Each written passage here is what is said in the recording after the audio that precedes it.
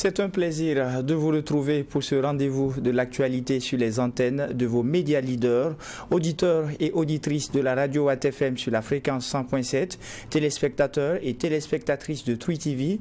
Mesdames et messieurs, bonjour et bienvenue à cette audience du tribunal de l'actualité pour cette semaine.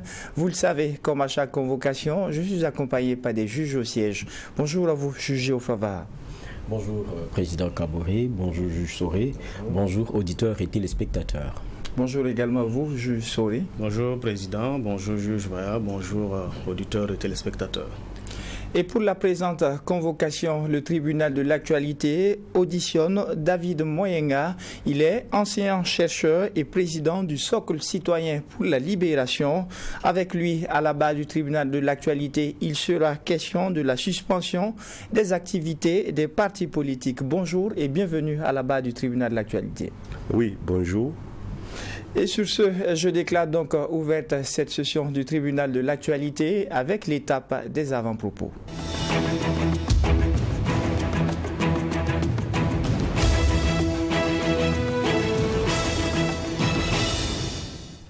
Juge Géofava, qu'est-ce qui retient votre attention pour la présente convocation? Oui, merci Président. Ce qui retient mon attention, c'est bien la commémoration, c'était vendredi dernier, du 6e anniversaire de la reprise des relations entre le Burkina Faso et la République de Chine. Et ce qui était intéressant, c'était à l'ambassade. Il y avait donc l'invitation de plusieurs personnalités. Et c'était aussi l'opportunité pour l'ambassadeur Lushan de faire un peu le bilan depuis la reprise, et il est revenu sur plusieurs éléments. On sait que le premier, c'est celui sécuritaire. Il a parlé donc de la coopération militaire qui est en tout cas en bonne santé. Il a parlé de cela, que cela a permis de faire de l'acquisition de matériel à travers la coopération commerciale militaire. Et puis il y a aussi évidemment les questions de formation qui ont été aussi facilitées dans ce cadre-là. Et puis il y a beaucoup d'autres éléments sur lesquels il est revenu. Sur les questions de santé par exemple, on a la construction, le projet du CHU de Bobo Dioulasso. Il y a aussi les efforts sur la question de renforcer l'accessibilité à l'eau. On sait que c'est un élément très important chez nous. Il y a la question de l'électricité. Il parle de près de 4000 panneaux solaires normalement qui devraient être mis pour ce qui est des zones rurales, étant entendu ce que l'année passée sur ce qui est des efforts sur le plan on va dire humanitaire, où il y a eu 4000 quand même, je pense près de 4000 tonnes de vivres qui ont été offerts au Burkina Faso. Il parle de 2000 en plus pour ce qui est de cette année. En tout cas, il y a beaucoup d'efforts qui sont faits par la partie chinoise, en tout cas pour marquer sa présence au pays des hommes intègres, notamment dans le contexte difficile qui est celui du Burkina Faso. On sait que quand on parle de la Chine, ça devient un peu plus différent que par le passé, parce qu'on sent des précarés qui ont été fortement cassés, notamment concernant des pays de l'AES. D'autres pays sont en train d'y entrer parce que tout le monde prêche aujourd'hui la liberté dans ce qu'on scelle avec les autres pays, fût-il des anciennes puissances, fût-il des puissances ou des anciens colons. En tout cas, c'est comme ça que chacun essaie de repenser sa relation avec le monde. Et cela fait que la question de polarisation, la question des précarés est en train d'être cassée. Et cela se fait à l'avantage de certains pays qui ont longtemps été aussi, quoi qu'on dise, critiqués ou présentés autrement par les pays européens. On le comprend, on est en modèle concurrentiel ici. Mais maintenant, c'est des éléments qui ont beaucoup changé et beaucoup d'idées reçues ont été cassées. Donc, ça fait que la plupart de nos pays sont assez à l'aise pour lier ce type d'amitié, de coopération qui se font très souvent aussi sans les restrictions auxquelles on est habitué avec d'autres coopérations et dans d'autres coopérations. Donc c'est des éléments qui sont importants. On sent que tout est ouvert et voilà, la Chine qui en tout cas marque le pas et montre que depuis 2018 et la reprise, en tout cas il y a un engagement fort aux côtés du pays des hommes intègres, et c'est ce que le Burkina attend. Juge Joël Soré, qu'est-ce qui retient votre attention pour la présente convocation? Alors, merci Président. Ce qui retient mon attention, c'est une annonce que nous avons vue sur la toile émanant de la nationale de l'eau, l'ONEA, notamment qui donnait 10 jours à ces gros débiteurs de Ouaga 2000 un peu plus de 700 personnes au moral ou physique qui doivent autour de 400 millions de francs CFA à la nationale de l'eau. Bon, grande était la surprise de tout un chacun de voir cette si longue liste de l'ONEA. Maintenant, il y a des questions qu'on se pose. Qu'est-ce qui s'est passé pour qu'on en arrive là? Est-ce que l'ONEA est dans l'incapacité de recouvrer ou bien de faire son travail? Parce qu'on le voit avec les ménages, quand tu fais 2 factures, 3 factures, tu ne payes pas.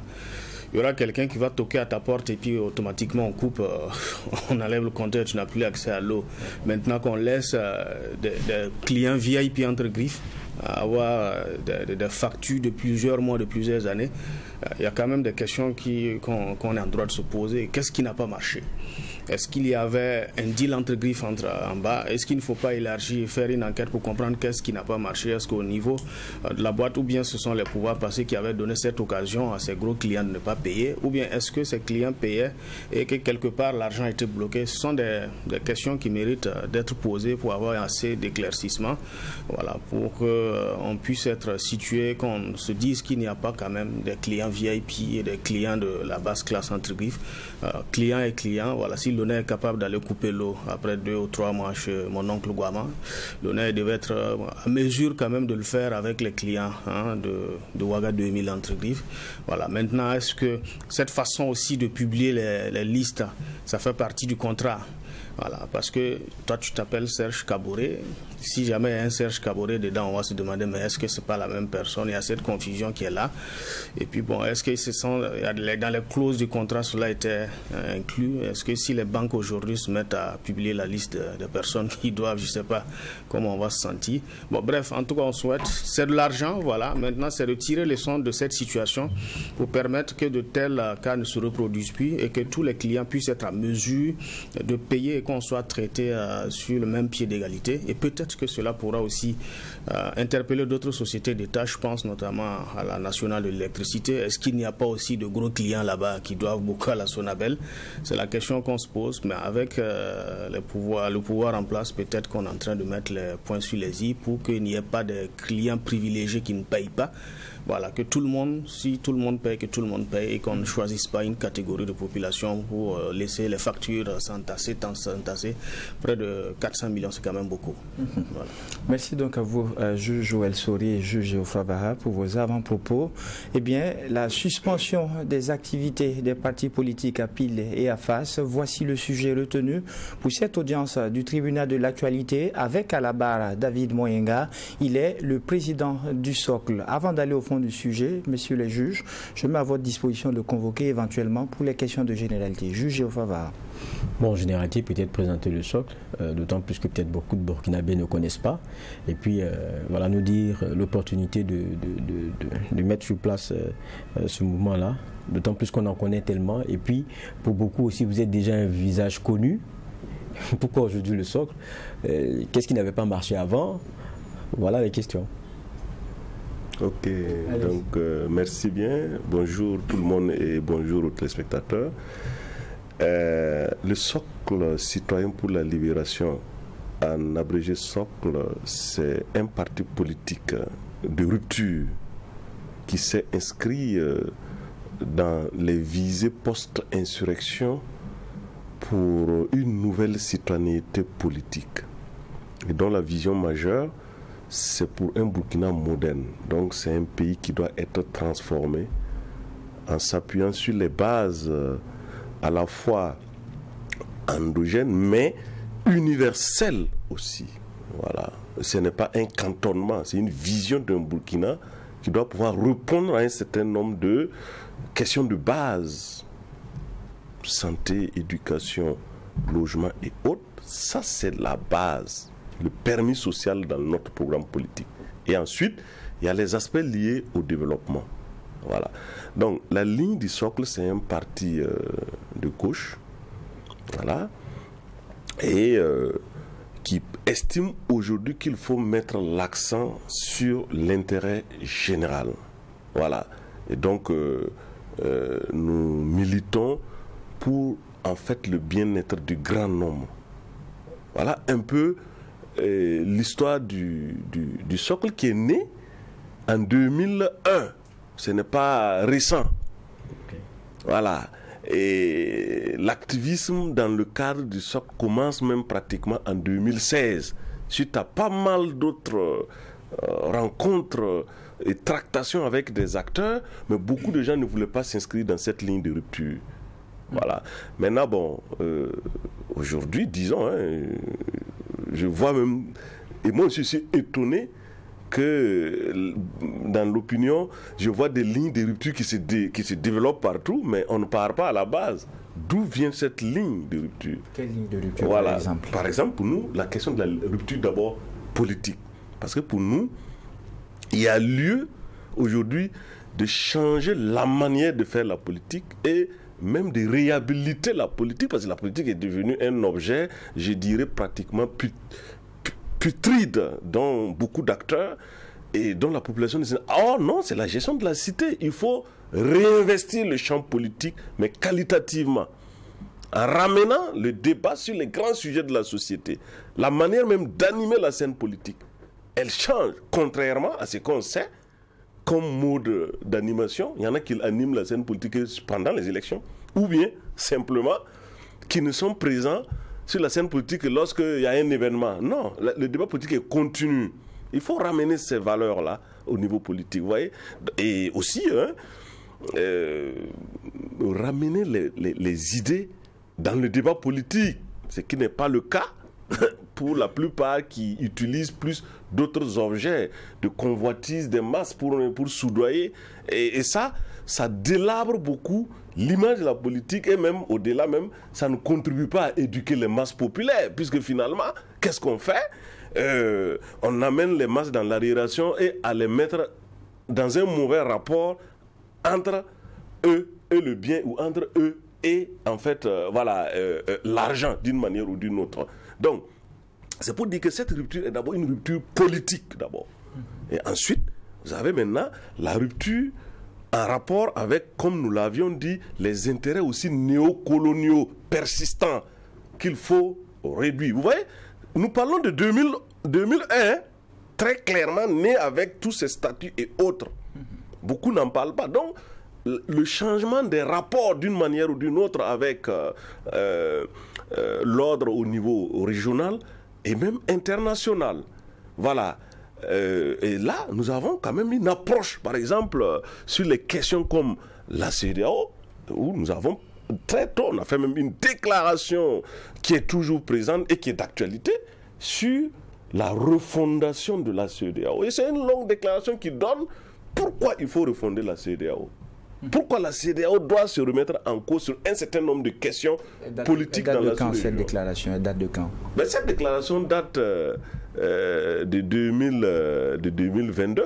Elle date de 2022. Est-ce que voilà. le retrait des trois avant les différents coups d'État, parce que je pense que souvent ça renvoie à ça, j'ai l'impression souvent que les gens surfent sur un discours, mais le contenu n'est pas maîtrisé. Voilà pourquoi, même récemment, quand le Burkina a fait exit de façon abrupte de la CEDEAO, nous on a dit qu'il ne s'agissait pas de ça. Nous n'avons pas parlé de sortie, mais nous parlons de refondation de la CEDEAO. Je crois que c'est cette ligne que les Sanko et puis un peu le président Faye tentent d'adopter d'une manière ou d'une autre, de façon timide aujourd'hui. Voilà, c'est des questions connues, quoi. Voilà. Oui, bon, je posais la question. C'est vrai que quand on dit socle, pour beaucoup, quand ça ramène à l'esprit, c'est plutôt un peu récent. Alors que vous dites, ça existe depuis quoi, 2001. Ouais. J'ai dit Moyenga, son visage, il est plus connu depuis. Exactement. Quand on parle de la transition, pas celle-là, pas celle militaire là, c'est celle sous Kafondo. Oui, quand on parlait du CNT, il y avait 25 représentants d'OSC, je le reprécise, d'OSC, dont vous faisiez partie. Oui, c'est vrai. Alors que vous étiez acteur politique, non? Puisque votre parti, vous le dites, existait déjà. Non, en 2015, il n'existait pas. J'étais encore dans les actions de la société civile. Vous avez dit que le socle existe maintenant depuis... Ah ouais, 2021, excusez-moi. Okay. Donc j'ai dû peut-être faire sauter un 2 à la place du 0. Je comprends mieux. Parce que là, donc, je t'ai fouillé dans les annales de ma tête. Je dis, mais là... Monsieur Baha, vous avez parfaitement raison et merci de cette vigilance. C'est 2021. D'accord. Voilà. Après, je dirais l'insurrection populaire, en fait, Donc, effectivement, sinon, nous avons été au CNT en tant que représentant de la société civile. Voilà, et même, bien sûr, moi, je suis resté militant depuis le milieu scolaire et puis étudiantin en Vietnam. Donc, j'étais toujours dans la mouvance des sociétés civiles. Mais nous avons estimé à un moment donné de cette d'une capitalisation politique et d'expérience vécue que c'était le moment de porter véritablement le débat au plan politique, qui est le stade le plus élevé organisationnel dans la société, à savoir la conquête et l'exercice du pouvoir politique. Voilà. Et ça n'a pas été une décision de coup de tête, c'est tout un processus d'évolution et de combat, pas seulement moi, de toute une jeunesse et d'une génération de combat. Donc, bon, nous pensons qu'on est dans la dynamique vraiment de pouvoir créer des alternatives également dans notre scène politique. C'est un peu comme ça que nous on voit cela. Bon, contrairement aux coups d'État, bon, qui sont des situations un peu hasardeuses. Voilà, donc dans notre ligne, on ne s'inscrit pas dans cette violence militaire de prise de pouvoir. Non. Voilà, donc vous voyez, c'est des options qui sont déjà très claires dès le départ. Donc, on a du chemin, mais c'est comme ça que nous devons pouvoir faire changer la donne en Afrique, en fait, en tant que tel. Juge Joël Soré, question de généralité avant le fond. D'accord. Alors, vous avez tantôt parlé des acteurs politiques, de la notion même de la politique qui semble être mal comprise dans notre cas. Alors, est-ce que d'abord, ce n'est pas les acteurs qui animent cette scène politique, il n'y a pas la qualité de ces acteurs qui est mise en jeu. Alors, aussi, on sait que le terrain commande la manœuvre. Vous avez des idées, vous dites la politique doit être faite ainsi et cela, mais arriver sur le terrain sans les billets de banque, est-ce que ce n'est pas difficile? Exactement, vous posez la question nodale. Et justement, la manière dont la politique a été pratiquée plutôt depuis une quarantaine d'années dans notre pays, véritablement, elle a été de la manière la plus, je vais dire, gabégique, la manière, je vais dire, la plus intéressée, et même des mœurs aussi politiques barbares, parce que ça a été aussi la violence politique qu'on a montré. Là, pourquoi beaucoup de gens ont peur de s'engager même dans la... Parce que c'est dangereux, parce que c'est violent. On sait que vous mettez quelque part votre vie en danger, vous vous exposez. Ça, c'est ce que les acteurs anciens ont pratiqué. Et justement, notre vie politique est très tumultueuse et très, très parcourue de ces cas de très mauvais exemples. Voilà pourquoi aujourd'hui, il faut prôner justement la fin de la violence politique. Le seul exemple, tout le monde le connaît, Burkina Faso de 1960 à aujourd'hui, 9 coups d'État militaires, c'est toujours un pays arriéré, sous-développé, qui n'a même pas un cadre institutionnel encore, même un État pas totalement. Voilà, on est dans des débats de refonte. Ça veut dire qu'il n'y a pas d'État. Donc finalement, le bilan de tout ça, c'est quoi?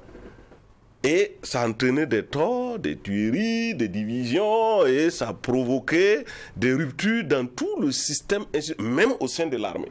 Donc du coup, notre pays, c'est un pays qui est en crise. Et c'est ça le problème aujourd'hui des pratiques politiques anciennes. Et donc aujourd'hui, là, justement, il faut tourner la longue page politique. Vous voyez pourquoi la rupture ici, elle est très importante. Voilà. Donc maintenant... Okay. Sur l'autre aspect, comme vous le dites, faut-il que forcément on utilise l'argent et autres? Non, en fait, je pense que non. Les masses populaires comprennent, hein. Chacun sait que s'il y a une pratique qui n'est pas du tout commode dans la scène, ils savent que les gens sont des vendeurs d'illusions, qu'ils viennent faire des achats de conscience. Ils le savent exactement. Souvent, c'est par vulnérabilité que beaucoup de gens cède un peu, mais au fond, une autre rééducation par des acteurs va contribuer et entraîner ce changement. La preuve, il y a des systèmes politiques qui ont corrompu avec beaucoup d'argent, mais ça ne les a pas empêchés d'être partis, souvent même pas des insurrections, les mêmes masses qui se lèvent pour mettre fin à ces régimes. Ça veut dire qu'il y a quand même une certaine conscience si nous poursuivons le travail. Voilà. D'ailleurs, je pense que c'est parce que les gens ne font pas le travail qu'il y a même effectivement la continuité. Il faut que des gens se détachent et puis restent dans les bonnes pratiques politiques, qualitatives, alternatives. Voilà pourquoi moi je prône de se méfier de l'allégeance au parti au pouvoir, des allégeances aux mouvances, qui a été malheureusement la maladie infantile de cette classe politique et de la jeunesse, qui, au lieu de poursuivre son combat de valeurs et faire l'épreuve politique, parce que ça demande justement des efforts, c'est cette paresse et cette conception petite bourgeoise qui fait que les uns et les autres ne veulent pas faire ce travail-là. Et ils préfèrent faire des alliances, dit-on, bon, quelquefois contre nature, ou d'autres pensent qu'ils peuvent rentrer dans le système et le transformer. C'est faux. Si vous rentrez, le système vous engloutit, vous sortez plus, en fait, défiguré même qu'à votre entrée. Donc, du coup, c'est ce que nous, on constate dans les cycles actuels au Burkina. La plupart des gens qui ont fait des allégeances aujourd'hui, ils sont déboussolés, ils sont désorientés. Voilà aussi l'une des causes aujourd'hui de l'appel d'air militaire sur la scène politique. Parce qu'à un moment donné, tout le monde est un peu effaré là. La scène politique est complètement nauséabonde et ils sont disqualifiés d'une manière ou d'une autre. Et ça craint le retour souvent, effectivement, où les velléités de... Voilà, c'est quand même une des causes. Voilà, donc nous devons nous réinvestir. C'est pourquoi nous disons qu'il faut réinvestir le champ politique avec les valeurs politiques. Avec les valeurs politiques et les actions, Jules Soré, allez-y. Vous avez parlé un mot, allégeance, vous l'avez dit. Alors, nous venons de sortir d'une célébration des coutumes de tradition. On a vu les bonnets rouges, voilà, qui ont toujours accompagné les pouvoirs en place et même les religieux. Alors, vous parlez d'allégeance. Est-ce que ce côté-là, il y a un danger quand même pour ces hommes qui sont des religieux, des coutumiers, d'accompagner les pouvoirs en place? Notre position même est claire sur ça. Parce que sur toutes ces questions de la société, quand on définissait notre programme et qu'on faisait, là, ça a été clair. Rôle et place de la chefferie traditionnelle. C'est la question à laquelle il faut répondre. Et pour nous, la chefferie traditionnelle ne doit pas faire la politique. Elle doit être à l'écart déjà. Pourquoi? Parce que c'est une composante essentielle de l'unité nationale qui influence l'esprit des masses et qui détient un certain nombre, en principe, de valeurs. Et si jamais elle verse en politique, ça peut être problématique pour l'unité. La preuve, on a vu le cas des conflits de chefferie un peu partout. Déjà, pour la chefferie elle-même, c'est pas bon. Maintenant, sur la scène politique, ça dévoie le jeu politique. À la limite, à un moment donné, ce sont des instructions et au-delà, on élimine les idées politiques et ça peut créer même des visées sectaires parce que les gens auraient tendance à voter sur la base de l'appartenance à terre. Donc, vous voyez, ça pose un problème de l'unité nationale. Vous voyez, là, c'est la base. Par contre, la chefferie traditionnelle peut servir aujourd'hui de base pour émettre la culture et l'éducation pour la jeunesse. Et là, c'est dans le schéma politique que cela doit pouvoir s'inscrire. Donc, leur rôle, ça peut être quoi? Voilà un peu ce qu'il faut faire. Bon, ben, voilà, ça me permet de dire un peu sur la journée, puisque vous avez parlé de la journée en une phrase. Voilà, je pense plutôt que... Au cours de laquelle certains ont appelé à ne pas aller aux élections, hein, faut le signifier. Bon, vous voyez déjà que, apparemment même, les objectifs de la journée n'ont pas été bien compris par tout le monde. Voilà, donc déjà, ça même déjà c'est un premier problème. Deuxièmement, je pense que c'est souvent des pertes de temps que de vouloir en fait réchauffer ce qui existe déjà dans la société. Ce qu'il faut faire, c'est une bonne canalisation des valeurs positives de la société pour en fait aujourd'hui là booster la société moderne. Par exemple, nous devons aller vers l'humanisme. Il faut travailler déjà à l'humanisme, à l'interculturalité interne qu'il faut renforcer, voire la mixité culturelle. Le Burkina, même si c'est une nation de quand même quelques années, jusque-là, en train de poursuivre ses chevauchées pour la fondation de la nation. Voilà des bases qu'il faut en fait travailler. Voilà. Et de l'humanisme, la solidarité. Voilà. Est-ce qu'aujourd'hui c'est parce que vous allez présenter des objets, faire des choses fantastiques ou miraculeuses que vous allez régler le problème de santé des Burkinabés? Je crois que non. Voilà une question rationnelle qui est posée. Mais comment? Par contre, si on fait une sorte de solidarité, et on développe l'humanisme, c'est ça qu'il faut développer. Voilà, ça peut plus aider à faire progresser notre société, la faire sortir d'ailleurs de l'obscurantisme, de l'ignorance majeure. Parce que notre société, il faut reconnaître, quand on dit arriéré là, la vérité, c'est qu'elle est toujours arriérée parce que ce sont les stigmates qu'elle présente. Il faut sortir ceux de là. Ouais, on a parlé de la Chine, la coopération, et la Chine vient aider le Burkina. Alors qu'en 1930, la même Chine ne valait pas mieux que le Burkina de 1960. Mais comment elle fait pour voler et devenir une puissance mondiale, technologique, économique? Mais parce que la Chine a misé sur l'éducation et a travaillé, a formé sa jeunesse pendant des générations sur les technologies, tout ce qui peut être les enjeux du moment du monde. Ils se sont intéressés, mais ils ne se sont pas retournés pour aller dire c'est les racines seulement qui vont. Non, pas ça. Il faut faire attention parce qu'il y a la tradition, mais il y a la modernité, il y a l'existence actuelle du monde. Vous vous levez le matin, si vous n'avez pas d'eau, vous allez vous prendre, monsieur le président. C'est ça? Voilà, donc ça, ça c'est des questions concrètes qu'il faut résoudre. Voilà un peu pour répondre à la question. J'ai dit, il ne faut pas qu'on se déroute totalement de l'objectif pays du Burkina.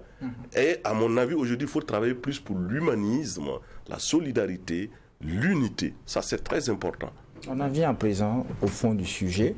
Vous dites qu'il faut procéder à une refondation même de la politique. Vous avez reconnu un certain nombre de choses parmi les pratiques politiciennes. On a parlé un peu de la qualité de certains acteurs politiques et on s'est retrouvé à un certain moment de notre histoire avec un régime qui a porté un communiqué numéro 3 qui suspend justement les activités des partis politiques, peut-être pour procéder à cette refondation. Mais contre toute attente, on voit le socle qui est contre cette mesure-là. Qu'est-ce que vous reprochez à ce communiqué numéro 3 et vous appelez à la levée de la mesure de suspension? Bon, d'abord, ce communiqué numéro 3 a eu lieu dans un contexte de chauds événements qui était peut-être jugé bref, mais qui a continué dans le temps et qui même est devenu un instrument de répression, voire d'interdiction totale des activités politiques. Ça pose un problème. Parce que les partis politiques, ce sont des acteurs majeurs. En tout cas, nous, en ce qui nous concerne, on ne s'engage pas en politique par simple accident. C'est parce qu'on est construit et on a construit un idéal. Et on a mené des combats autour des valeurs. Et on veut les porter à un haut niveau de la société. La politique est un espace qui permet d'exposer ces visions-là. Ça, c'est déjà une chose. Mais n'oubliez pas, le Burkina Faso, là, il a toujours intégré l'ADN, sa population a toujours intégré l'ADN des libertés politiques.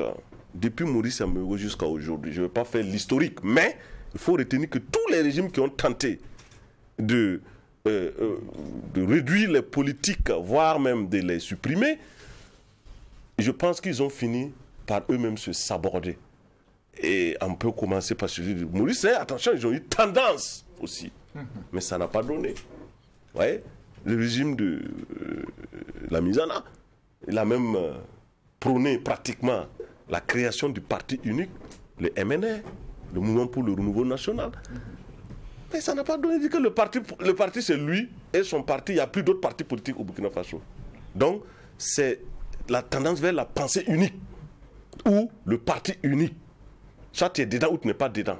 Donc, personne d'autre ne peut. Avec la mesure actuelle aussi, on est en train d'aller vers cette pensée unique. C'est-à-dire que cette historique nous fait craindre que toutes ces mesures qui, à un moment donné, ne sont plus appropriées aujourd'hui, dans un débat même où on dit d'ouvrir le débat, mais c'est toujours suspendu, ça fait craindre une visée monopolistique de l'espace public, c'est-à-dire les gens veulent aller vers la monopolisation, ou bien, si vous voulez, ça veut dire qu'il y a une peut-être tendance à créer une force politique qui va dominer les autres en profitant de ce passage un peu à vide de notre pays qui est une transition. Ça, c'est pas correct.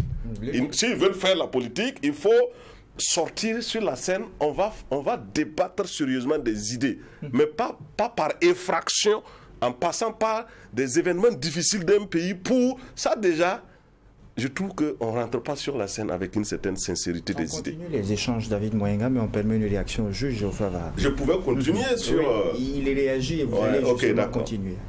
Moi, j'écoute notre invité, notre convoqué avec commisération, beaucoup d'intérêt, mais c'est quelqu'un qui a aussi beaucoup de prise de parole sur la scène publique, avec des points de presse qui sont organisés où le sentiment du socle est souvent mis en avant. Je me rappelle d'un point de presse que vous avez organisé le 9 juin 2022. J'ai encore refait les recherches pour avoir les quelques propos qui sont les vôtres sur la question des partis politiques qui en son temps critiquaient un peu le système parce qu'on était là, c'était sous Damiba. C'était sur les questions sécuritaires. Vous avez partagé votre vision. Vous avez dit d'ailleurs il y a une amélioration. On a dépassé maintenant le militaire de bureau pour avoir une bonne réorganisation et que bon, les partis politiques là étaient un peu, comment dire ça, agités. Voilà ce que vous disiez sur le plan politique. Le socle a aussi fait sa lecture. Le parti dit constater une agitation gratuite et manifeste portée par des acteurs sortis du naufrage politique récent caractérisé par la recherche et la volonté du chaos. C'est l'hyper-majorité qui gouverne le pays, qui essaie de se réunir pour se réorganiser après la débandade. C'est pourquoi son parti se démarque de telles positions. C'est-à-dire que vous-même, voilà ce que vous pensez d'autres partis politiques. Dans la période de transition, des agitateurs, des gens qui ont une capacité de nuisance affirmée. Même après ça. Dans ce cadre-là, mais dans ce cadre-là, vous voulez que ceux qui gèrent la transition aient confiance en vous. Comment? Si vous-même qui êtes de l'intérieur, là, vous savez la capacité de nuisance des uns et des autres. Est-ce qu'ils ne sont pas, je ne veux dire pas mieux éclairés que de se dire faisons attention à ces gars-là, on ne les maîtrise pas? Oui, je comprends cette crainte. Mais cette crainte vient même d'abord d'une transition qui ne fixe pas bien ses objectifs et qui peut se perdre dans sa propre feuille de copie. C'est parce que c'est souvent ça. Sinon, une transition comme celle qui s'est déroulée en 2014-15, il y avait un mandat clair sur un an, même s'il y a eu ces agitations. Mais vous voyez bien que les uns et les autres n'ont pas eu maille. Dans le même contexte. Ouais, non, je reviens sur le contexte. Votre propos, c'était le 9 juin 2022. Non, je reviens. D'Amiba. Oui, mais je vais montrer. La même restriction courait. Oui, mais nous l'avons dénoncé. C'est que vous n'avez pas lu notre première déclaration. Attendez, je viens. Notre première déclaration, c'est quoi? C'est que d'abord, les partis politiques ont été mis sous tutelle du visage politique du pays, c'est-à-dire une sorte de catégorisation ou de mise sous tutelle. Et j'ai dit que c'était déjà dangereux parce que ça remettait en cause l'expression libre des partis politiques et qu'il fallait les faire tous participer. Ça, c'était déjà sous Damiba. Moi, j'étais assez logique sur notre vision. Et j'ai dit, les 4 composantes, ex-majorité, ex-ONA, ex-CFOP et autres, finalement, c'est-à-dire que c'est un rappel, les ex, ce sont les anciens. Donc, c'est un rappel à un ordre ancien. Donc, ça n'était pas dans une vision de rupture. On est précis. Et même, pour votre phrase, pour parler de l'agitation et autres... C'est la vôtre. Oui, non, que vous avez repris. Que vous avez repris. Oui. Et là encore, c'est une partie, parce que ce que vous donnez à certaines personnes, on a fait une analyse. Ce que vous donnez à des... Non, je rappelle, pourquoi est-ce que je rappelle... Pourquoi est-ce que je rappelle ce pan de votre sortie? Je rappelle ce pan de votre sortie-là parce que vous reconnaissez à certains d'entre vous une capacité gardée de nuisance subversive et difficile pour une transition. C'est ce que vous disiez dans ce contexte-là. Comment développer autre mesure encore? Je pense qu'on peut ne pas interdire les partis politiques, mais avoir le résultat qui ne soit pas dans une situation d'agitation sur la scène politique. C'est ça. On peut ne pas interdire les partis et les activités, mais les inscrire dans une sorte de, je dirais, de liberté assez, je dirais, modérée. Par exemple, je prends l'exemple, le fait qu'ils ne puissent pas se rencontrer quand même. On peut ne pas organiser des meetings ou des activités dans les stades. On peut ne pas, encore que si d'autres ne le font pas. Voilà. Mais... Vous faites allusion à qui? Non, moi je vois des acteurs que je ne connais même pas d'ailleurs. Ce n'est que... Non, des acteurs de la vie civile et politique de ce pays qui organisent des manifestations. Dernièrement, il y a eu une manifestation au stade municipal et ainsi de suite. Donc, ce n'est pas la première. Donc, et par contre, les partis politiques, eux, elle ne peut pas, et ils ne peuvent pas donc, il y a une dichotomie. C'est-à-dire que là, il y a 2 poids, 2 mesures. Voilà. Sinon, si la mesure était une mesure de façon déjà même pour tout le monde, hein, voilà. C'est ça, on aurait même compris. Mais déjà, même ça que là, la mesure elle-même ne vise même pas pratiquement. Donc, l'agitation est là. Voilà. Il y en a qui agitent et d'autres ne peuvent pas agiter. Voilà. Donc, mais je vais quand même repréciser le propos et sa vie. Parce que c'était un point qui a été fait de l'évolution à un moment donné de cette transition-là. J'ai dit, on était à une flopée de création d'organismes et de choses, de partis ou de regroupements, de coalitions qui, dans leur contenu, du point de vue politique, ne portaient pas une alternative. Mais ça portait seulement le fait qu'il fallait qu'on coalise à la limite pour faire une vengeance politique parce qu'on était tombé du pouvoir. Ça, c'est notre lecture qu'on a faite et on a dit que nous ne pouvons pas s'inscrire dans ça parce que ceux-mêmes qui sont tombés récemment, là, ils avaient lamentablement échoué par rapport à la crise. On peut aller de l'avant. Vous parlez du MPP? Mais oui, parce que c'est même toute cette dégringolade qui nous amène là. Voilà. Parce qu'il ne faut pas aussi penser que les analyses là, elles se dissipent comme ça. Ça reste intact. Il faut les garder. Voilà. Pas même demain. Qu'est-ce qu'il faut pour le Burkina? Si on doit faire une alternative, bon, vous voulez faire quoi? On va reprendre la même chose? Non, c'est pourquoi les prises de position et les analyses sont importantes pour que les gens comprennent pourquoi il nous faut évoluer politiquement. Pourquoi il faut tourner une certaine longue page politique. Pourquoi il ne faut pas reprendre la même chose. Mais apparemment, tout à l'heure, vous disiez que les mêmes ont gardé leur capacité de nuisance. Quand je étais en train de parler, vous dites même maintenant. Oui, c'est-à-dire qu'aujourd'hui, je crois qu'il n'y a pas eu encore une véritable, je vais dire, dissipation ou réorganisation de la scène politique. Parce qu'il n'y a pas d'activité politique. Nous, on aurait aimé faire comprendre nos idées pendant cette période-là. Parce que la période de transition pourrait être un moment aussi d'opiner, d'exercer ses idées, de faire comprendre ce qu'on pense et dire pourquoi les périodes post-transition peuvent peut-être être propices à l'avènement, je ne dirais pas d'une nouvelle classe politique, mais des acteurs qualitatifs sur la scène politique. Donc, mais on n'a pas cette possibilité de débat. Donc, le tout est confus, diffus, et ça fait que on n'arrive pas à faire la différence au sein des masses. Donc, notre ligne, retenez, on reste sur une ligne de combat qui fait que, quel que soit le moment, c'est cette visée alternative-là que nous mettons en avant. D'accord. Cette ligne est connue, allez-y, juge Vara. En fait, bon, je suis d'accord, et ça, on a fait le débat plusieurs fois sur ce plateau.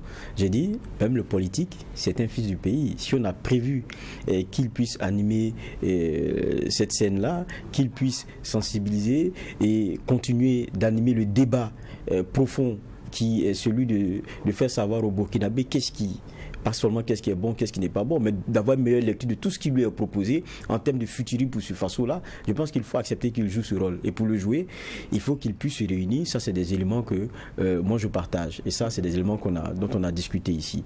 Mais en même temps, moi, j'ai ressorti vos propos pour qu'on se dise, mais est-ce que ceux qui prennent cette décision, on ne peut pas comprendre quelque part aussi ce que sont leurs hésitations au regard de la crise de confiance. Quand vous-même, vous dites que parmi vous, certains ont gardé leur capacité de pouvoir jouer les trous faits même en transition. Ce que vous disiez, c'est vrai que c'était sous Damiba, mais j'ai l'impression que vous me dites que ça peut continuer.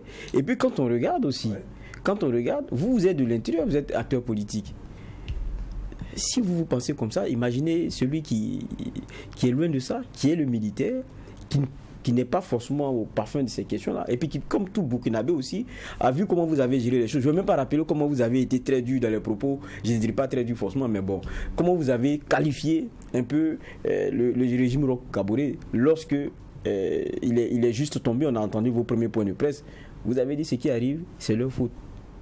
Vous avez dit clairement que le coup d'État est arrivé à cause de leurs errements. Les errements. C'est le terme même que vous n'avez aucunement chargé, même le militaire. Vous avez dit que c'est une suite logique. C'est le terme logique, d'ailleurs, que vous avez employé. Oui, parce que avant le coup d'État, on avait justement fait l'analyse de la situation et on a produit une déclaration avec un certain nombre où on disait que là où la situation va, dans la pourriture, notamment sur la gouvernance qui était complètement ratée et décevante, et également l'incapacité à faire face à la crise, l'hésitation et le tâtonnement qu'on a constaté, également pas mal d'autres errements, des acteurs même animateurs, et même il y avait la crise interne même aussi au sein du MPP, c'est des gens qui analysent, on sait. Donc quand tu prenais tous ces boîtiers-là, on a compris que manifestement, le régime de Roch n'avait plus les capacités pour pouvoir stabiliser même le pouvoir. Donc qu'est-ce qu'il fallait faire? On s'est dit, comme nous ne sommes pas des partisans de coup d'État, alors qu'est-ce qu'il fallait faire? Il fallait que le régime lui-même, notamment le président Roch, appelle à ce qu'on a appelé à une transition. Là, ce serait mieux canalisé et organisé pour reprendre le débat et remobiliser au plan populaire autour d'un directoire restreint et d'aller sur deux éléments, la lutte contre l'insécurité et la lutte contre la corruption, l'opération même propre. Donc vous voyez, attendez, je viens, c'est pour vous dire qu'on est logique. Il y a des gens, moi je comprends, quand on débat, bon, souvent les gens prennent des contextes comme étant une fixation. Chez nous, ce n'est pas une fixation. Nous avons le même jugement sur tous les régimes militaires. Parce que quand j'écoute le juge va expliquer, il s'attarde sur le régime de Damiba. Mais eux aussi, ils avaient eu le même quand on a parlé de recadrage. Quand on est sorti, on a dit qu'il fallait un recadrage. Et qu'il sortait de l'agenda qui était fixé par les 15 membres qui ont travaillé à l'avant. On suit. Si vous sortez un procédé là, c'est sur ça, ce sont vos outils, on travaille. C'est comme actuellement, on travaille sur la charte. Justement. Aujourd'hui, si tu prends la charte, tu vas décortiquer, vous allez voir qu'ils vont dire ah non, alors que c'est leur propre instrument. Justement, voilà, je pense qu'on va se projeter parce que bon, la période au Caboret, je pense que c'est terminé. On va se projeter. Maintenant, on parle d'assises. C'est les 25 et 26. Vous avez sorti votre communiqué. D'abord, vous dites la forme choisie, c'est les assises nationales. Est-ce à dire que pour vous, il y avait une autre forme qui était possible? Et puis deuxièmement, il y a la question des acteurs politiques. Je pense que le ministre a été clair lorsqu'il a fait sa sortie la dernière fois pour donner la date. Il a dit ça va se faire comme par le passé, c'est-à-dire rien ne va changer. On a vu les forces vives dans leur composition, les partis politiques y sont. Aujourd'hui, quel est votre regard au regard des restrictions qu'on a aujourd'hui en termes de rendu qualitatif possible pour les partis politiques en termes de participation? Donc c'est deux questions. D'ailleurs, ça, c'est une donne qu'on n'a même pas tellement en termes de qui participe et comment. Jusqu'à ce jour, justement, à 5 jours des assises, ça frise l'impréparation. Et d'ailleurs, je pense que les partis politiques, y compris certainement les acteurs qui participent, devraient être en mesure d'avoir des documents déjà bien présentés pour réfléchir sur un sujet d'intérêt national. Ce n'est pas le cas aujourd'hui. Il me semble que même les convocations ne sont même pas encore émises. Alors, pour des assises qui doivent décider de la suite à donner à une transition, mais attention, c'est la perspective de la vie d'un pays. Je ne trouve pas ça sérieux. Vous voyez? Donc, il y a cela. Et je crois que le communiqué lui-même, il s'est en fait déjà défini des assises. Qui dit que c'est les assises qui seront appropriées dans ce cas de figure? C'est cette question que nous nous posons. Et nous estimons même que aujourd'hui, à ce stade, ce n'est pas des assises qui sont appropriées, mais une conférence nationale souveraine. Pourquoi? Parce qu'on a déjà fait des assises. 2 assises en 2022 et bientôt une 3e assise. Le but des assises, c'était quoi? Principalement, c'était de désigner président de transition. Tout le monde sait que quand les gens se regroupent, d'ailleurs même certains arrivent dans les assises, ils disent qu'il faut d'abord désigner le président avant de parler des autres. Donc ça veut dire que les priorités, les assises visent à désigner des présidents de transition. Ok, on l'a fait. Bon, pas que. On l'a fait 2 fois. Et la crise continue de plus belle, elle prend même des formes multiformes. Et donc, du coup, la souveraine a été prévue par la charte de transition. Est-ce qu'elle a été prévue? Non, la charte ne prévoit pas non plus des assises. La charte prévoit une fin de la transition. Justement, et donc, à ce niveau, il faut repartir. C'est-à-dire qu'il faut repartir.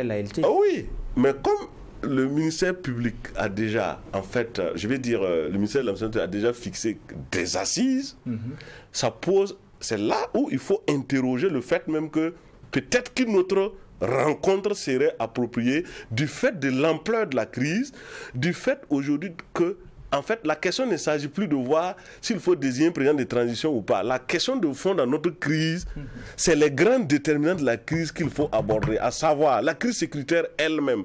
Comment on va la résoudre? Le vide stratégique qui est autour de ça, aujourd'hui, qu'est-ce qu'il faut faire?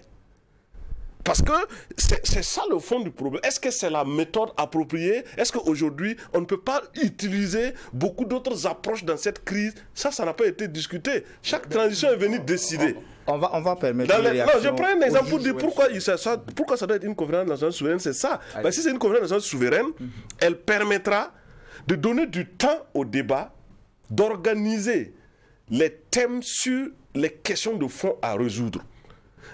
La question même de l'unité nationale, ce n'est pas une question banale dans ce contexte actuel maintenant. Il faut que ça soit mis au point. Par exemple, dans les débats d'assises, ouais, on propose 2 jours. 2 jours, pourquoi? Ça ne suffit pas pour régler ce genre de questions. Moi, je pense que c'est l'idée dans cette assise-là, projetée, annoncée, bon, c'est plus le débat de la prolongation, puisqu'on entend des gens déjà dans la rue qui manifestent qu'il faut non seulement, mais ils donnent même des délais, ils estiment même qu'on n'a même pas besoin de... Donc, ça veut dire que peut-être qu'on veut un passage, une tribune qui va permettre à des partis politiques ou permettre à des acteurs de venir entériner simplement une prolongation d'une transition. Et si c'est ça, je trouve qu'on est en train d'aller dans la même erreur que les autres assises passées. La question d'une conférence nationale souveraine s'impose aujourd'hui à cause de la nature de la crise, à cause du fait que les assises passées n'ont pas pu résoudre, à cause du fait que cette crise a dépassé le cap seulement de simples acteurs qui vont diriger l'État.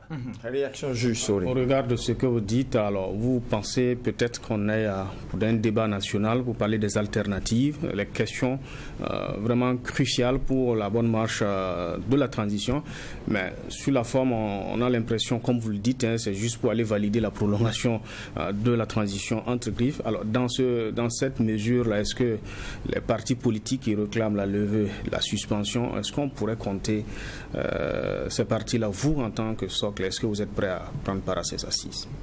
Bon, nous attendons les convocations déjà pour voir de quoi il s'agit. Peut-être que ça va changer au regard des points de vue, mais vous savez bien que pour participer à des rencontres, il y a quand même des préalables. La première, c'est ce que vous dites, des partis politiques qui ne peuvent même pas se réunir, qui sont suspendus depuis combien d'années, dont certains même, peut-être même les récépissés et autres ne sont même plus valides, peut-être même qui sont plus peut-être légitimes dans ce cas.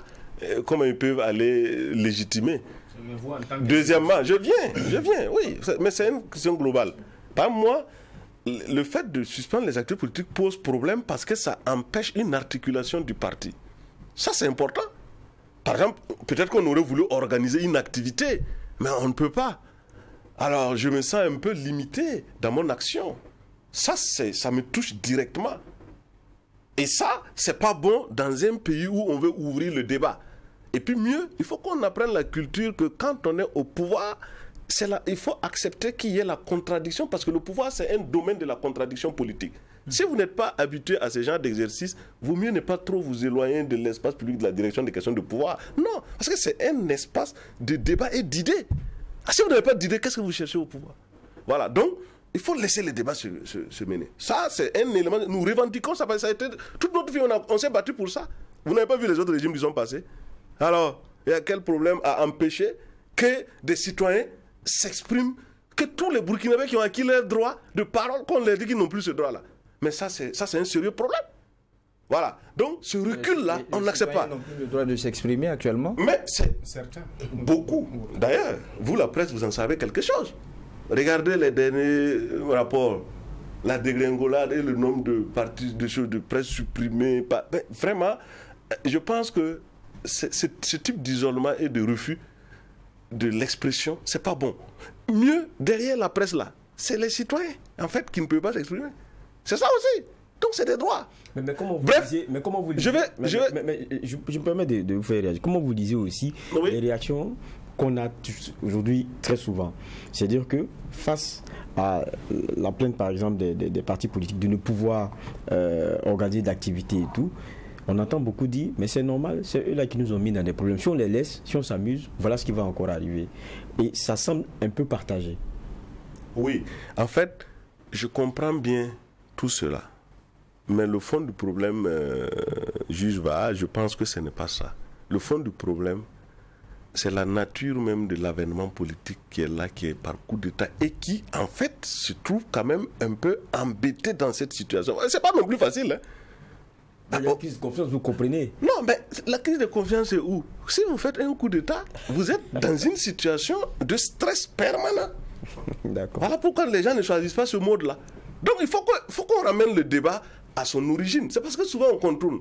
Le problème de coup d'État, justement, c'est ça. Et puis vous ne savez pas comment ça va s'enchaîner. Donc, je dis, la vie politique peut avoir ses faiblesses, mais je pense qu'on peut faire avec ça pour régler des choses que de... L'exemple des leçons du Sénégal aujourd'hui. Mais il y avait une crise. Vous avez vu comment le régime était violent avec l'opposition, avec les jeunes gens. Mais ils ont utilisé les arguments et l'espace institutionnel, juridique de leur cadre pour se battre. Et le peuple les a compris parce que leur discours est passé dans les masses populaires. Ils n'ont pas été incapables de le faire. Les contextes ne sont pas les mêmes. Non, quand vous dites le contexte là-haut, c'est nous on crée le contexte. Si les autres avaient fait autrement, c'était un autre contexte. Mais vous regardez le discours. Mais quand vous regardez le discours sénégalais tout au long de la crise, même avec les partis politiques, l'armée n'est pas une option. Justement, c'est pour l'armée n'a jamais été une option, ni dans la tête des partis, ni dans la tête de la plupart des acteurs. Peut-être c'est ça aussi qui rend quelquefois difficile la survenue de certains coups d'État, comme on dit. Ici, très souvent, dans le coup d'État, on voit qu'il y a des liens. Il y a des liens où vous trouvez des acteurs, vous trouvez des organisations. C'est comme ça. Non, je vais vous dire une chose. Hein. C'est l'armée là même, quand il fait un coup d'État, un peu partout dans tous les pays, qui manipule les civils, les politiques et autres, il crée un rapport et une opinion de soutien. C'est ce que les armées font quand ils font un coup d'État, parce qu'il faut justifier et puis montrer ceci, cela. Moi, c'est pas nouveau. Hein. Nous sommes à plus de 9 coups d'État. Si vous faites ça même, ça c'est carrément un livre d'histoire même déjà. Voilà. Donc du coup, pour moi, ils se ressemblent tous. Moi, je ne rentre pas dans cela. Là, il faut que ces rôles-là soient bien redéfinis dans la société. Et d'ailleurs, l'approche qui consiste à penser qu'en faisant suspension, en verrouillant l'espace public, c'est ça qui va peut-être protéger le régime, ça c'est une fausse approche méthodologique d'ailleurs. Si j'ai un conseil à donner, ça même, ça fragilise facilement les régimes qui sont au pouvoir arrivés par coup d'État. Je vais vous dire ça. J'allais juste, permettez-moi de terminer. Allez-y, terminez. M'a posé une question et j'étais en train de dire pourquoi nous estimons qu'il faut lever la suspension, mais attention, au-delà, il y a d'autres éléments qu'il faut ajouter en termes de conditions propices, à savoir, on est dans un contexte où on embastille, on arrête de façon arbitraire beaucoup d'acteurs. Donc ceux qui sont arbitrairement arrêtés ou qui ont eu des décisions de justice qui demandent leur libération, il faut les respecter pour créer un cadre de décrispation et de confiance. Parce que quand vous parlez de confiance, c'est ça. Appliquer les décisions. Et même l'autre cadre aussi, c'est quoi? C'est tous ceux qui créent des organisations qui ne sont pas même reconnues. Souvent même, on ne les reconnaît même pas eux-mêmes. Mais qui menacent, qui créent des groupes, qui attaquent des citoyens comme ça dans l'opinion, aux yeux et au su de tous, de vous et moi, mais aussi de ceux de l'autorité qui regardent. Ça, il faut enlever, il faut décrisper ce climat-là. Il faut que quelqu'un prenne ses responsabilités pour qu'on dise, écoutez, nous partons à une situation, voilà, de résoudre une grosse question nationale. Il faut que les gens, voilà, adoptent des attitudes qui peuvent aller avec ça. Parce que si ça continue comme ça, Je crains fort que les assises, là, ça se termine par, je ne sais pas, des employeurs ou des exfiltrations de gens de leur... Mais ça, c'est pas intéressant. Nous sommes à peine 2 minutes de d'antenne, nous débordons légèrement. Pour votre dernière réaction, juge Joël Sori. Okay, assez rapidement, hein, ces gens qui parlent sur les réseaux sociaux, certainement vous avez entendu pas d'élection au Burkina. Voilà, on parle de la prolongation de la transition. Alors sur le plateau de cette télévision, l'année passée, vous avez dit que depuis 30 ans, il n'y a pas d'élection sérieuse en Afrique. Alors vous voyez quel modèle électoral propice pour notre cas au Burkina si jamais un jour la transition décidait qu'on va aux élections? De la question du système politique, ça, on a tout un chapitre comment refonder le système politique. Mais on va en faire rapidement. Voilà, mais bon, d'accord, comme ça peut être long. Voilà, mais ça serait fondé sur un processus d'éthique dans tous les choix au niveau de responsabilité. Ce n'est pas seulement le président ou bien les députés ou autres. Non, non, non. C'est-à-dire que le choix des citoyens, là, il y a un code d'éthique même d'abord qu'il faut mettre en place. Ça, c'est la première des choses. Oui, parce qu'il y a plein de gens qui ont été reconduits avec des systèmes de malversation. Vous allez depuis les conseillers en remontant, il y a plein de gens qui ont plein de parcelles dans les poches, mais qui reviennent encore se présenter. Ça, c'est quoi? Qu'est-ce qu'on dit aux gens à la base? Voilà. Donc, c'est pourquoi j'ai dit, il y a tout un système comme ça électoral qu'on a, qui peut, en fait, on n'a peut-être trop le temps de revenir dessus, mais c'est fondé sur ce code d'éthique-là. Et le modèle de choix des dirigeants, bon, peut-être on utilise la CENI et tout ça, c'est pas le plus important, mais on peut faire des élections effectivement dans ce pays-là de façon plus directe et décomplexée, sans beaucoup de moyens. Sans mettre beaucoup de moyens. Si c'est juste aspect organisationnel, oui, mais pas besoin de trop de moyens pour le faire.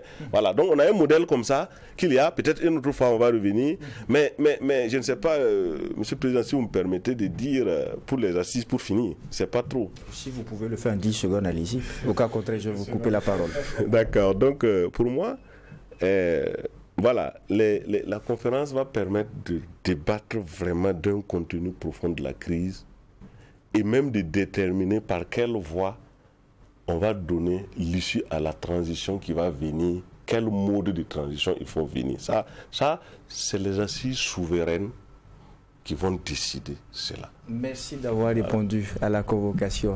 David Moyenga, je rappelle que vous êtes ancien chercheur et président du Socle citoyen pour la libération. Avec vous, il a été question justement de la suspension des activités des partis politiques. Merci encore d'avoir répondu à la convocation. Bien, merci. Merci à vous, juge Geoffroy, pour les angles de regard et d'analyse. Merci à vous, juge Joël Sori, pour les clés de lecture. Grandement merci à vous, auditeurs, téléspectateurs, ainsi qu'aux équipes techniques de réalisation à la radio ATFM et à la télévision True TV. N'oubliez pas, ici au tribunal de l'actualité, la rigueur d'une justice équitable s'applique sur tous les sujets enrôlés. Au revoir et rendez-vous demain, même heure, même canal pour une autre convocation.